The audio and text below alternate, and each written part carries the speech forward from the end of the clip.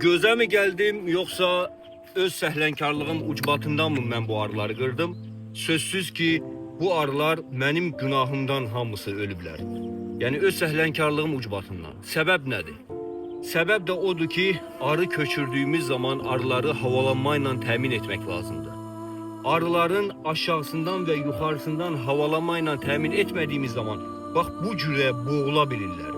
Bu cürə işləri bir çoxumuz həmişə başqasının üzərinə atmaq istəyirik. Yəni günahı özümüzdə yox, digər insanlarda axtarır ki, günahı gözə gəldim. Falan kəs dedi ki, sənin nə qədər arın var, falan kəs dedi ki, sən 3 maşın mı arı köçürmüsən, səhərə kimi arı köçürmüsən, yəni sənin nə qədər təsərrüfatın var, bal satırsan, belə şeylərlə ümumiyyətlə demək olar ki, günahı onda bunda axtarmaq lazım deyil. Tək arıçılıqda yox, digər sahədə də çalışmalıyıq ki, günahı özümüzdə axtaraq. Özümüzdə bu arıya havalanmanı mən açsaydım, bu arı bugünkü gün ölməyəcəkdi. Sözsüz ki, gözə gəlmək var. Yani insan göze gelir, heyvan da her bir şey göze gelir. Sadece olarak demek istediğim nedir? Bu çekilişi neye göre ben çekip paylaşıram?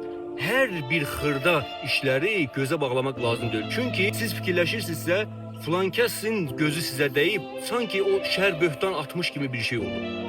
Öz səhlənkarlığını insan boynuna almır, diğer insanın üstünde günahını yıxır. Yani öz günahını diğer insanın üstüne yıxır. Yani bu şeyler ümumiyyətlə məncə diqqət yetiriləcək bir şeylərdir. İnsan öz səhvini düzəltməlidir. İnsan bacardığı qədər diqqətli olmalıdır öz işində. Gerisini yəni ki Allah'a bırakmalıdır. Ona görə mən bu paylaşımları həmişə edirəm. Arıçılıq barəsində paylaşımları edirəm, qorxmadan, gözə gələrəm deyə qorxmadan paylaşıram.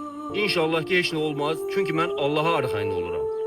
İnsanlar görürəm ki göz muncuğudur, biberdi, xiyar, pomidordu, ne geldi meyve tərəvəzlərdən her şeyi asırlar ki göze gelmesin diye. Kırmızı lentlerdi, farklı şeylerdi. Yani mən öz düşüncəmlə mən deyə bilmərəm ha, yani dinimizdə necədir, bunun tam xırdaçılığına mən gedə bilmərəm. Mənə görə bu sanki Budizm kimi bir şeydir. Çünkü eline asmışsan bir göz muncuğu, sen ona arxayınsan. Bu muncuq məni qoruyacaq. Və yaxud da ki biberdi, farklı şeyler biz görmüşük de, kırmızı lentlerdi. Sen ona arxayınsansa, deməli sen Allah'a arxayın değilsən, kırmızı lent seni korumasını gözləyirsən. Onlar hamısı boş şeylerdir, əzizlərim. Elə bir şeylə ümumiyyətlə inanmasaz məncə daha yaxşıdır.